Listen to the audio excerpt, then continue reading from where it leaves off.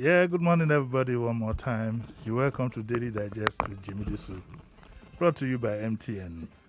Right, today is the day that I'm sure a lot of you are waiting for, and we have so much to talk about, so I'll go straight to talking to Captain Umar, also known as Captain Blade, on the recent appointments and developments in the security sector.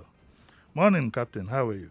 Fine. Good morning, But Uncle Jolly. allow me say happy birthday to an old soldier, Lieutenant Colonel Samuel Agbede. Wow. Okay, he's retired Lieutenant Colonel. He's 87 today. Hmm. Happy birthday, sir. He's 87 today. I Wow. think he was a one-time leader of the Nigerian Yoruba Council of Elders at Wow. some point. He's a chartered surveyor and from the Nigerian Institute is a fellow, of the Royal Institute of Chartered Surveyors and Nigerian Institute of Quantity Surveyors. Happy birthday, sir. Also, today is the birthday of my very good abro, Pekin, my landlady. Falila Ojukutu. With these pretty girls, you'd never know their ages. But it's her birthday today, so if I don't come tomorrow, Sheriff. Yes, I know Danny. No, protocols. Happy birthday, Falila. I hope you have a good day. Right, let's get down to business. Morning, Cap. How are you doing? Fine. Thank you, sir. Okay, straight to business. Now we have service chiefs. Indeed. Issue number. Finally. Issue. We know we shouldn't have waited this long, but let's leave all that out of it. We now finally have one. From the appointments, given your own experience, what could you say you have seen? What do the appointments mean to you? Well, as I said, finally, Yes. the commander-in-chief decided to change his service chiefs. Mm-hmm. I say congratulations to the new chief of army staff, Mm-hmm. his peers of the Navy and the Air Force, and also the CDS. And having done that, I will want to do my own, analysis of what I see, what comes across to me. Yes. And looking at it, some generals were appointed service chiefs, and the choice and positioning now is where I want to come in. Given the fiery nature of the threat forms we have in the Northeast, I would have loved to match that threat form with what you call a driving director. When you analyze people, we have our what you call behavioral categories, and the driving director I would have loved to see take with the assault pioneer spirit required would have been the person in the seat of the CDS. You think he would have been better as the army chief? Oh my. But don't you think the thinking is that he can then galvanize the three forces? What they did was to put him up to CDS, which is okay. But if I had my way, I would have put him in that seat as the chief of army staff for 2 years. Then, having stayed there for 2 years, he would have set the tone, sustained it, then pull him to CDS and bring in someone. So it would have been a good way to replicate himself in a succeeding chief. I see. Because that's not to say General Atahiru cannot do the job. General Atahiru can do the job, but if you look at it, I like to see from the eyes of the enemy too. You see, when you plan to secure your house, most people sit in their sitting rooms and just make a list of how to secure the doors and the windows and what have you. That's okay. But having done that, you have to take a stroll, walk out of your house, and look at your house through the eyes of a thief from the streets. From the streets. Because the man that is going to visit you, the man that is going to visit you is going to be seeing you from the outside, not from inside your sitting room. What you see from the streets is what you now come and proffer solutions to from the inside. So it becomes increasingly difficult as the man tries to come into the house. The deeper he goes, the more difficult. Now, what I'm saying is simple. The present chief of army staff had certain challenges while he was in the northeast as a commander.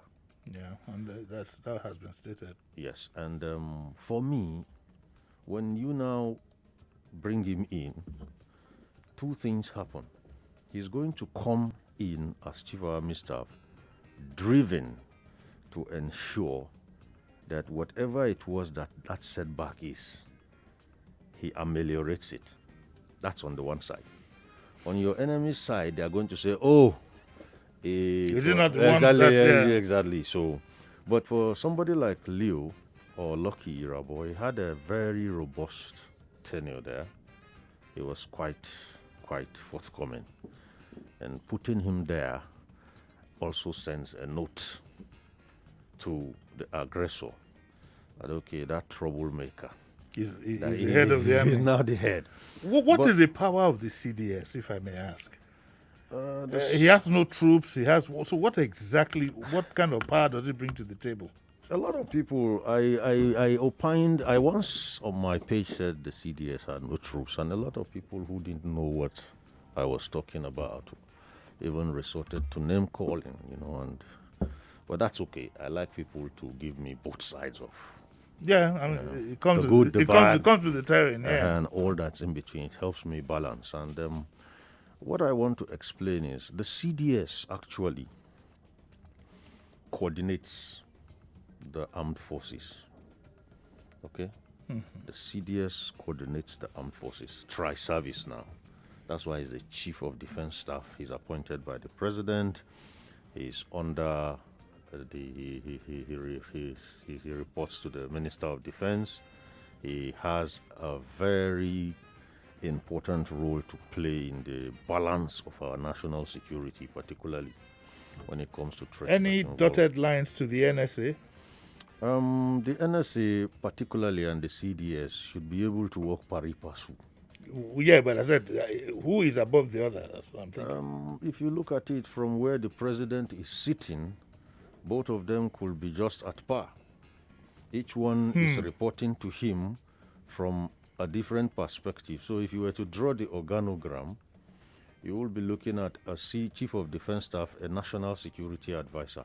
Almost on the same. Yeah, the chief of defense staff is actually under the Ministry of Defense.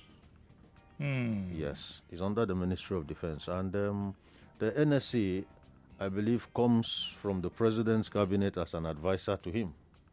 So I see. Yes, all of them play what I want to say mutually complementing role in doing things. But then if you come to the intrigues and the underpinnings of the way things are done, you begin to see things happen that give people room for doubt. The chief of defense staff has no troops, yes. Operationally, he has no troops. Some people find that hard to believe by saying the armed forces are under him. Yes, the armed forces are under him. He has no troops. But operationally, he has no troops. If you recall, there was once upon a time in this country when a very senior general, who was then chief of general staff, was accused of plotting a coup. The coup, and yes. he countered back and said, how do I plot a coup when I have no troops?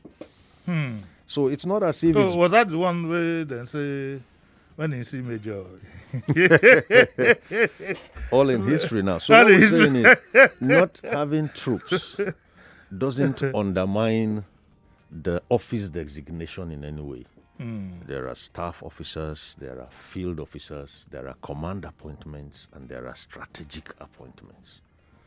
A lot of these things don't come across or are not clear to maybe the ordinary citizen who is not having any military background. Or the bloody civilian. Well, if you call them that. But they are key. So when you say things like, for example, commanding officer and officer commanding, they are two worlds apart. For your ears, they could be one and the same semantically or literally, but in operations, they are two worlds apart. Okay? The same thing with troop commander.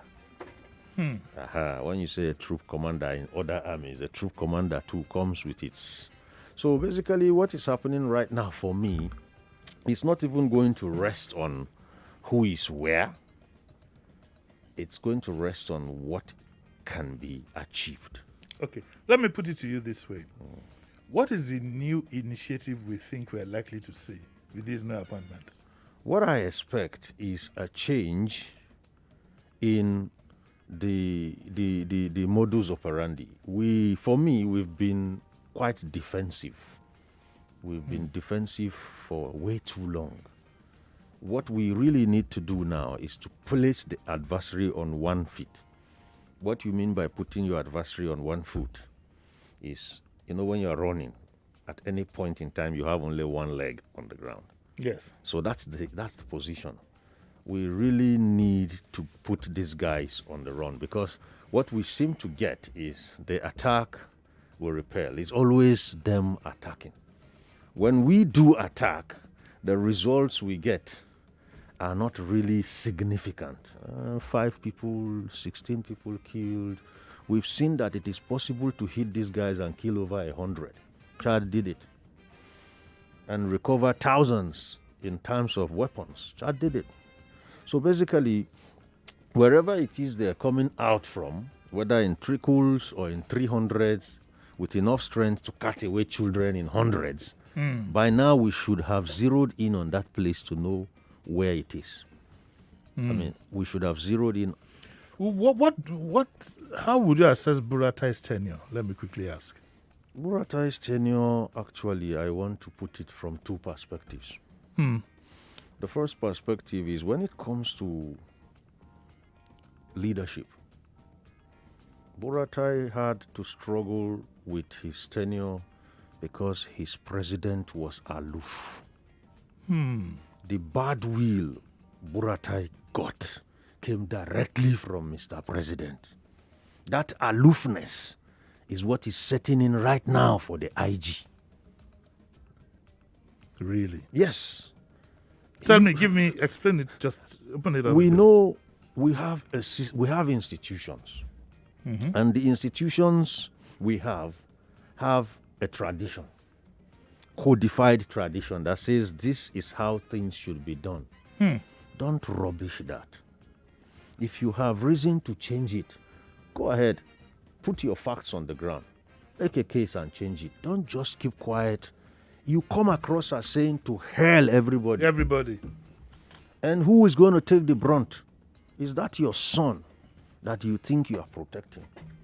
There are certain ways a parent will behave that will make his child infamous. Yeah. There are some names today, there are some family names today you can't mention in this country. The children hide, not because they are bad, but because their own forebearers did not do a good job of that position. So the name has branded. So what we are seeing is, Buratai, if you observe, came in at a point, and as I told you, he was a stabilizer. Yeah, you said so. I remember. He was a stabilizer. And he was able to stabilize things, but then stability itself, you start having law of diminishing returns. If nature, they say, abhors a vacuum. A vacuum. So there's no stagnation. You have to move from that position. And having stayed stable for a while, stability now became something else when we were taking in too much heat and we were not seen to be responding the way we should. Having stabilized, you've brought troops' morale back. You've been able to ginger the troops. The next thing is, okay, guys, let's take it to them.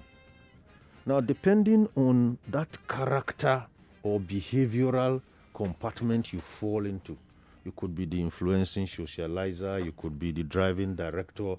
Most people know it to be choleric, sanguine, phlegmatic, and melancholic.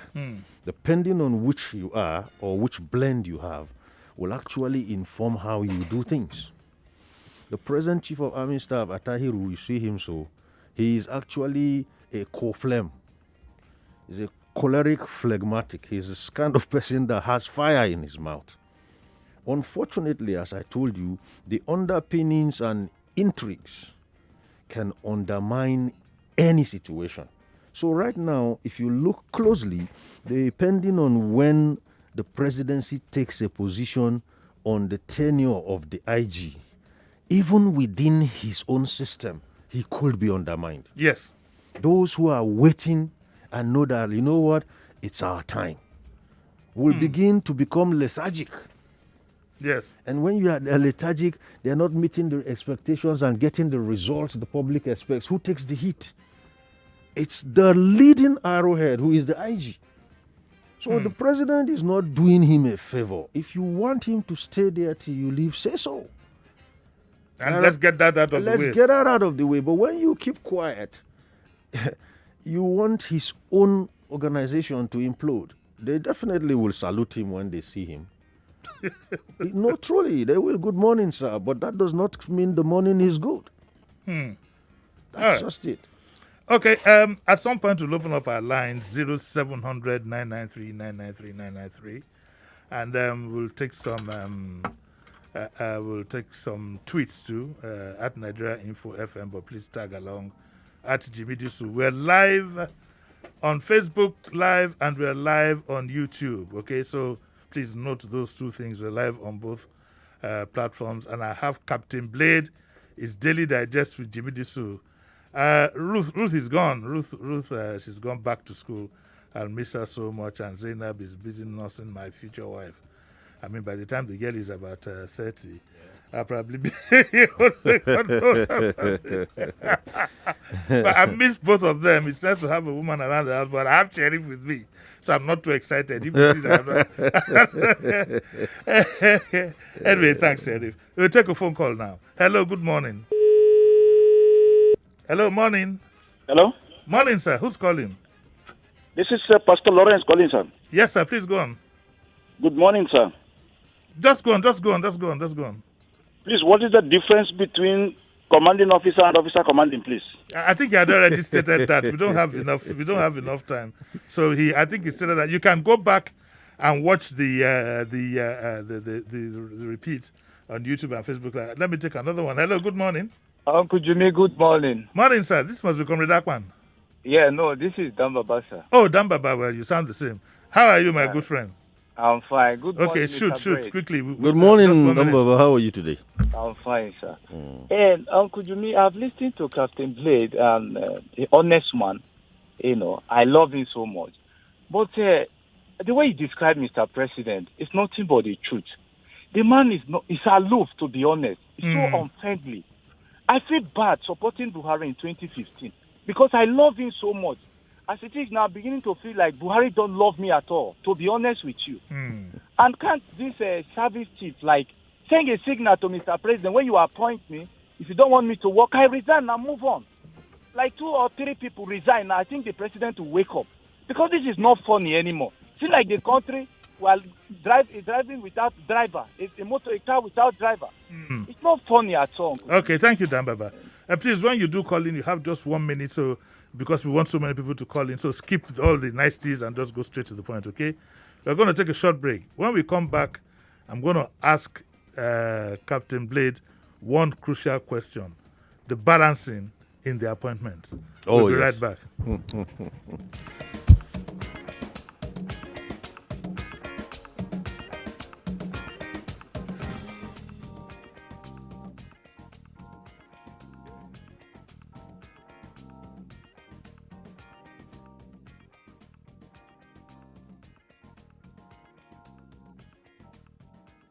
Baby, wake up.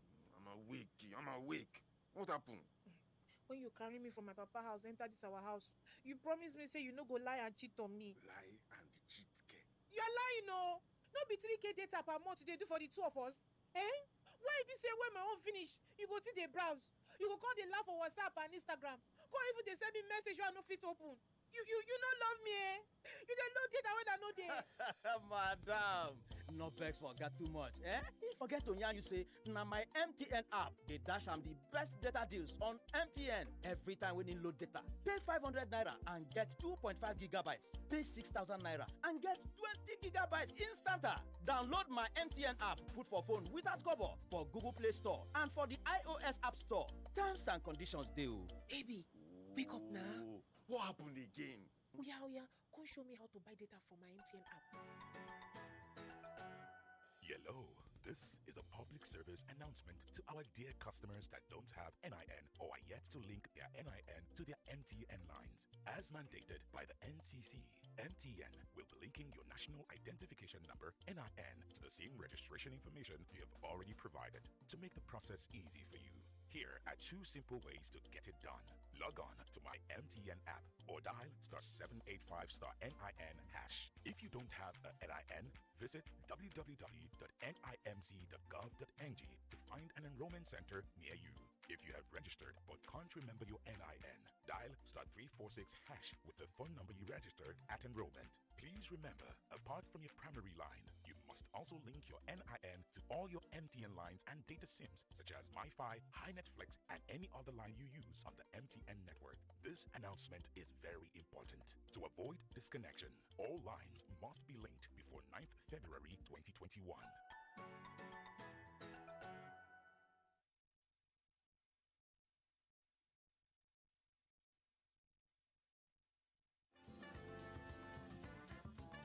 You're listening to Jimi Disu right here on 99.3 Nigeria Info.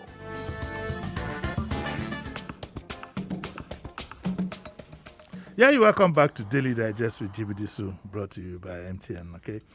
And of course, you know you're listening to Nigeria Info, Nigeria Info FM 99.3. Yeah, sometimes these things they get back to you in the head.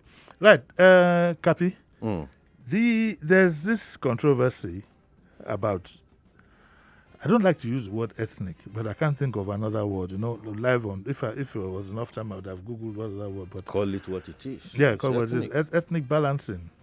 And I feel particularly disturbed that we couldn't find a service chief from the East. Does that matter? It does. Okay. Since we have decided to hinge or hang our relationships with each other on ethnicity, then it does. It does. I don't know what they are going to do about it. Maybe we're going to start rotating the service chiefs based on ethnic designations.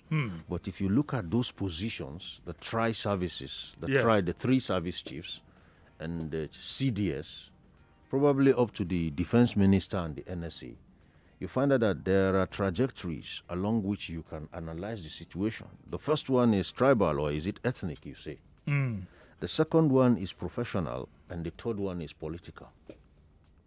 Now, from someone who has been in service, I could tell you that if tomorrow we decide we are going to rotate the office of the service chief based on ethnic grounds, regimentally now in the army, we sit down and look at you and say we're going to rotate it, Hausa, Yoruba, Igbo, Hausa, Yoruba, Igbo. Within the ethnic designations in the army, there's going to also be schism. There are going to be schism. Cosmates will start eating cosmates. And there are some that will look at you and say, the way this boy is going is from Bomosho, I am from Ijebode. If I don't get rid of him, he's going to stand more. So that is one thing about the tribal perspective. Maybe ethnic considerations could work. But I don't know. They will have to decide. We gave birth to it, so we'll have to live with it. Next is professionally. Professionally, again, there are a lot of things that come into play in the armed forces when you want to choose a chief. Courses, for example. Which course is there? What are the implications if this course comes? There are some people that have to go home right now because their juniors have become service chiefs. Service chiefs. I have no problem with that. Next is political. And that's what our politicians do, where you hear that a list was sent for the prospective new IGs, according to one newspaper, and they said, no, this list is not included. Go and expand the list. I don't know what expanding the list means. Or you start having rulers or certain people sending their lists or being given waivers. Now, what I'm simply saying is, for me, as an individual, you can go to Morocco and bring me a service chief. What I want is results. And if we put a roadmap on ground and you have what I call benchmarks, and we reach a particular quarter and you haven't breasted the tapes, you have to move on and somebody else moves in. Are you trying to imply that it's no big deal that you haven't had an Igbo chief It is. for so long? It is because I see. Okay. It is because since we have decided to make ethnicity an issue, then we will have to live with it and manage it. I think it's always been an issue. That's though. why I said probably we should start rotating the service chiefs, because let me tell you something. No, but sorry, Captain, I need to clarify something. Yes. I'd just like to know whether you don't think it was necessary for the president to have extended himself in making sure that the positions were balanced. Because when you now go further to balancing, let me give you what I want to call a strategic security response here.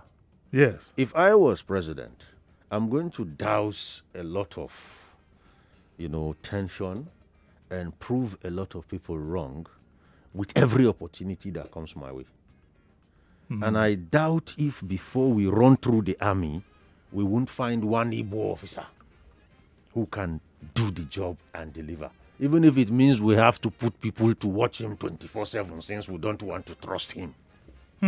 For me, I told you, is all this nonsense about religion and look, bullets don't have religion, my brother.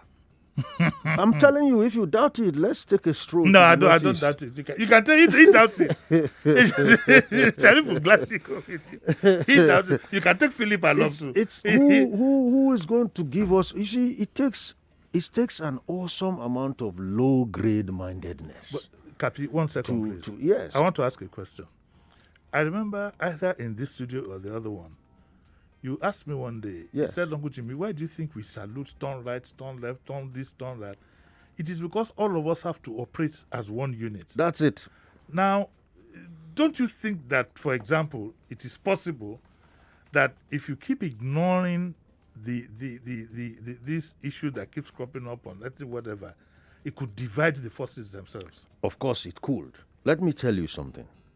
It will be very, very, how do I put it now, insensitive and unsincere of anyone to tell you that of the over 200 ethnic nationalities in this country, none is represented in the armed forces. They're all represented. And it will also be insensitive and unsincere for anyone to tell you that these 200 ethnic nationalities, all of them are contented and happy with the affairs as far as these appointments and what have you is concerned. Yes. Now, you cannot satisfy everybody, but that should be no excuse for appointments to be skewed so visibly.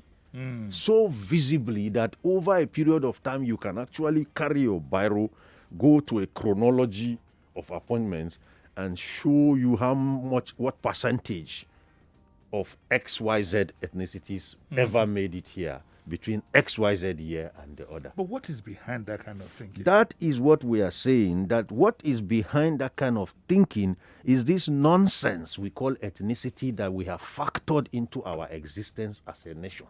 Since 1960 is not getting us anywhere. There is a mutuality of distrust. Some people will say, look, if you put this man here, the world will end. We know it's not true. There is a mutual... Let me ask a more direct question. Yes. Do you believe or think that some people still see the Igbos, quote and unquote, as enemies from the days of the Biafran War? Anybody? Yes, some do. Let me tell you something. I have a wayside consults, you know that. Yes. We are into what you call data analytics and strategic intelligence and security analysis. I sit on social media, but I maintain an absent presence. I may not talk much, but I observe. Now, given the nature of our people, I certainly sometimes throw a question in. A question that has nothing to do with ethnicity, religion, or even politics. And I get ethnic, religious, and political responses.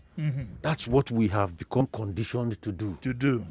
In fact, some people go into the question to see who is actually asking. The moment is not from their ethnic designation, they are coming out with their guns blazing. They forget the fact the way they put it, you leave the skirt, you are addressing the frills. And when you continue to think that way in your clannish and tribal ways, you won't go anywhere. Okay, so is it too late to rectify? It can be rectified now.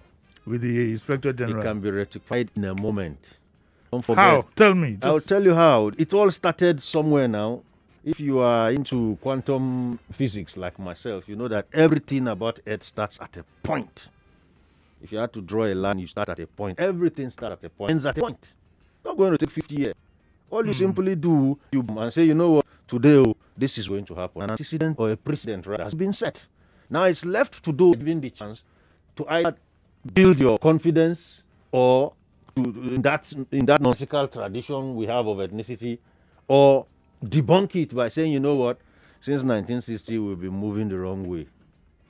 I don't see ethnicity as anything productive when it comes to nationhood. That's not to say our ethnic nationalities are any way insignificant. Okay. Each ethnic nationality needs to be proud of its culture. But then when it comes to results, you now start, why don't you wonder why the pilot that is going to fly you to Abuja is not Yoruba, so won't fly? Or the doctor is going to teach you at the isolation center. So you can see how mundane these things are. They don't take them both the. I mean, I've not seen anywhere where. Okay, let's move from the east. Kabisa, I'm running, but once I grab you this, I want to squeeze you dry. Let's move from the east to the west. Okay. Now you have seen the development in your state and the emergence of this gentleman on Sunday. Igbo, yes. I just like you to go through what you think are the implications of this development, both for the country and, if possible, for the West. Okay, based on facts that I've got, yes, I will start with the headsmen. Okay. Before I go to Igbo, and then to government. Yes. You see, based on what we've been able to log now on newspaper reports alone, yes, there is something that is quietly happening. It's quiet but glaring. If our leaders and government take heed of it to the best, there is a national outrage index on my database. There is a national outrage index growing on my database because there is a seemingly ambitious initiative, part of this headman, to touch every inch of this country with calamity. If I challenge anybody to call in right now and tell me that his state is not under one setback or the other of rape, banditry, kidnap for ransoms, and what else do they do? Arson, that these headsmen or these people camouflaging as headsmen visit on. I've lost count too. But I'm telling you that gradually there is an outrage index growing. And what we don't want to see is that day when across the country you have concurrency of outrage. Our institutions, law enforcement, cannot handle it. You saw what NSAS did. So that's for this headsman. The next one I'm going to speak about is Sunday Igboho. Sunday Igboho, I don't blame him. I will tell you why. We have a proverb where I come from. I seek your indulgence. Is a very, very grim but factual proverb. Yeah. We say when the mouth falls overly silent, the anus will claim mouthhood. Yes. Sunday Igboho himself has stepped up to actually enter into a vacuum, whether seeming or actual, that has been created. Right from the days of the Agatus of Benue State, right to Doguna Hawa in Plateau State, I can go on and on, where these headsmen sack villages, kill women, children, rape, burn down, do what they... In fact, so much so you need a bulldozer to bury the dead. Now, this guy, Sunday Igboho, has stepped up because the people have cried themselves hoarse. The people have resisted taking up arms or taking the law into their hands. They are petrified. And the laws are not doing much about the threat. So what exactly happens? When somebody steps up and looks like a solution, he's going to get what you call... acclaim. There's something we will call a deluge of followership. And for the strategic intelligence aspect of my own profession, that is not going to augur well. Because if you have local champions or warlords coming up, yes, they may eradicate the problem. Post-eradication, you can't get rid of them. In You fact, can't. you dare not. It becomes another problem. It happened in Somalia when pockets of warlords just took over segments of the country, and we know what they went through. So yes, he may look like good news right now, but you wait till the threat is done with and normalcy returns. You say, no, you think I came here to risk my life? He definitely is going to ask for something tomorrow. So what we are calling on is our center, which is the federal government, is either lethargic, inane, or overwhelmed. And in such a case, then lean on or release the state governors to begin to monitor their own space and protect it from within, and then you can have a purview or oversight. In fact, in addition to what you said, I had said this morning that even the Sunday Igboho man himself needs to be very careful for his own self. That's what we're saying. Yes, because he will be betrayed. He will be used. There will be an attempt to dump him. There are a lot of stakes involved. A lot of stakes involved. We call it in the intelligence community the cloak and dagger war. There's a lot of stakes involved. Igboho could actually be wetting the ground for probably future political ambitions. Yes. And then from another side, people will be saying, okay, now that he's going this way, let us pretend to support him so that we can also get X, Y, Z done. Now, a lot of strategic intelligence now is needed. And at the federal government level, at the national security level, at the DSS level, if you sit down and you do a strategic intelligence appraisal of what is happening right now, and you say, okay, let's assume this goes on for another 5 years, you're going to see a lot of problems. I'll tell you one. If this goes unheeded, this 2023 they are scrambling for and they don't want to pay attention to anything else. That day go far. That 2023 go far, Oga Jimi. Because let me tell you something. Across the nation, there is a proliferation of agitative groups. Yes. Let's not wait for that day when they will do a collaboration. The day they do a collabo, the center has work to do.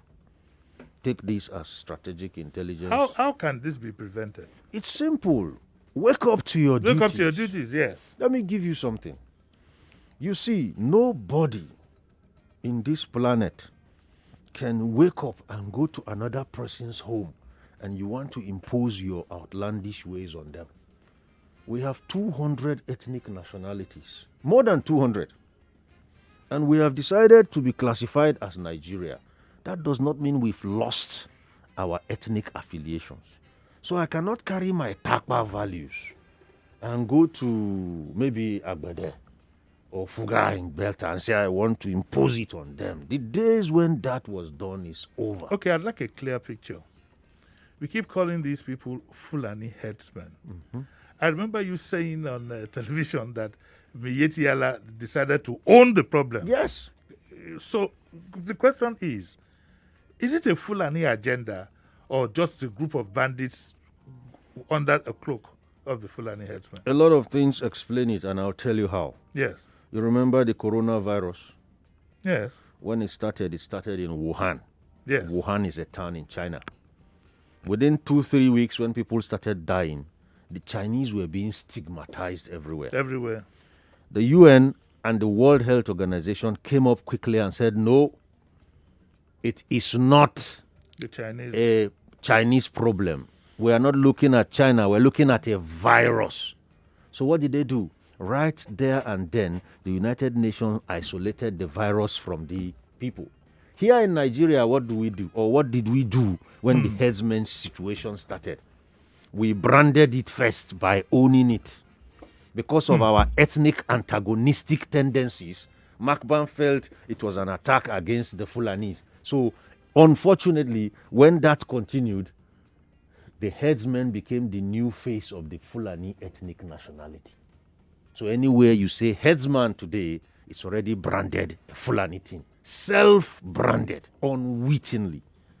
What I would have expected the ethnic umbrella associations to have done then was to come out and say, yes, there is a situation, yes, there are issues, but any son or daughter of ours who rapes, plunders, kidnaps for ransom, and what, we disown him.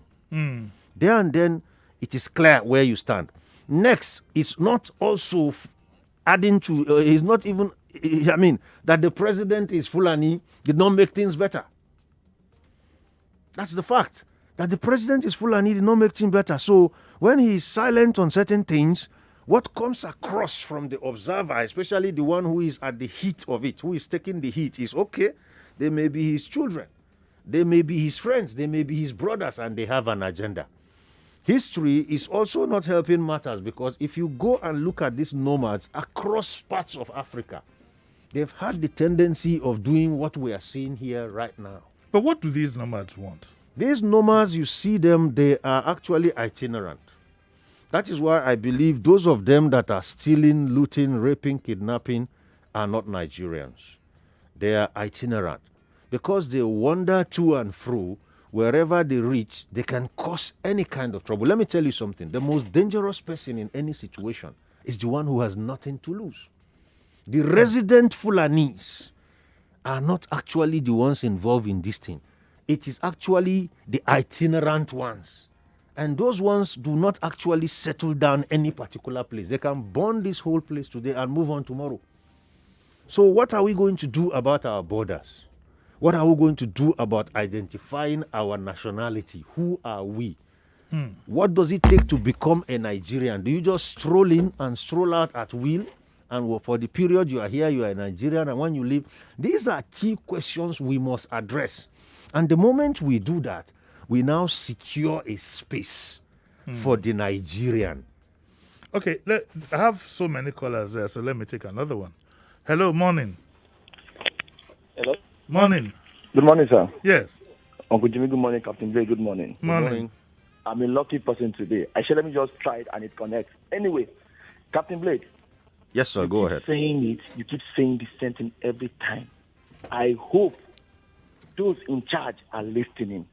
Like the word you said before my phone went off. 2023 could be far from then. If that's what I'm looking at. The issue on ground for the citizen to live well. And I hope they're listening. Uncle Jimmy keeps saying it. He was there before he was younger. Now he's a man, getting older. He's still saying the same thing. And I keep saying, are the people ready for good governance? Thank you. Okay, we'll take another caller, please. Hello, good morning. Hello, morning. Good morning, Uncle Jimmy. Morning, Pastor. Good morning, Captain Blake. Good morning, sir. Yeah, this is Pastor Ladipo calling from Orile Gomo. Sir, I want to ask a question. In prosecuting this kind of war, because I call it war, what is the role of intelligence gathering? Because I've been listening to you before now and everything you have been saying, and I'm seeing that what can help us more is gathering of intelligence. So, sir, please, what exactly is the role of intelligence? Yeah, okay. I think he speaks for itself, yeah, but go on. Yeah. The role intelligence plays is actually straightforward. What the intelligence community makes of it. I recall sometime the last day of April 2014, I met with a very highly placed office holder then under Jonathan's regime, and I proffered a solution that would have worked. But then it was not adopted. You see, I always say something to Nigerians. Don't take intelligence for granted. And the reason is simple. Even if you have intelligence, you have to be intelligent to make use of good intelligence. Are we intelligent? The answer comes from the results we're seeing. If I had to enter into this headers matter, there are two solutions. I'm not going to mention here, so I do not give the bad boys ideas, but I will spell it out to you after this program. Okay. And believe you me, within 6 weeks, There is something I can do on a farm, and all the Fulanis on this planet cannot make a cow touch a crop. When you plant beans, when you plant atta, what do you do to them that the weave will stay away? That's one side of it. And as for the herders too, there is a solution. There is enough room in Nigeria that is ungoverned. That is why people are dancing all around in the name of bandits, insurgents, and then we say we don't have enough rooms to graze what? Gaddafi turned desert into what? Greenland. If all the land in the north is desert, drip irrigation can turn it to Greenland. Okay, that's a story for another day. I'd like to react to this very quickly because this tweet is out there and it's one of the things we beg people, listen carefully to what is being said so that when you react to it, you react to a factual situation. Shakiru Oladiji says that the new CDS is a rabble, and according to Captain Blade, he is a general without a troop. It was not said in that context. because it's out there. I've seen so many tweets, but this one I'd like to. He did not say that he's without troops. We made that statement in terms of a context in that some military appointments, not that a rabble, some military appointments, you don't have troops. It's a common thing. So let me just chip in. Yes. In any case, Irabo as an individual cannot have troops. So it's his office. And I'm telling you that the office of the CDS is not designated. Because this person goes on to say that now listen to this, Captain. Yes. And on this note, we'll just end. He says, I think the calculation that he will not be able to mobilize for a coup. On that note, Captain, we have to bring a size. If we get size, yes. Bring a size. Please, when you react to things being said here, let's just be careful. I think for most times it's better if we don't react and embarrass ourselves. I've seen one or two also that have been a bit abusive, but these are the things that happen all the time. Captain, please, thank you very much. Most welcome. For coming. I can't thank you enough. Most welcome. So that's where we'll end it for today. I have to run out of the studio. I'd like to thank Sheriff for standing in for the ladies, but I think I still prefer a lady here. I can't. Each time I want to stretch my hand, it's bone to bone. Sheriff, thank you very, very much. God bless you. I'd like to thank Philip. Thank you all. Tomorrow we are going to have Dear Bumi. Like it was supposed to be the return of Mrs. Eke and Tito, but the new rule that if you've come in contact with anybody whatsoever who has had COVID, no matter how remote, you stay apart, is going to make it impossible. So we'll do it next week. So we'll have somebody else tomorrow. But they'll be back next. They're okay. There's nothing wrong with them. It's just a precautionary measure, okay? So, but we'll still have Dear Bumi tomorrow, as usual. And then on Thursday, don't forget, we're going to have Shegun Agbede. He's going to give you his experience of what happened to him when he was sick with COVID. Capi, thank you very much. Sheriff, God bless you. I'll see you all tomorrow.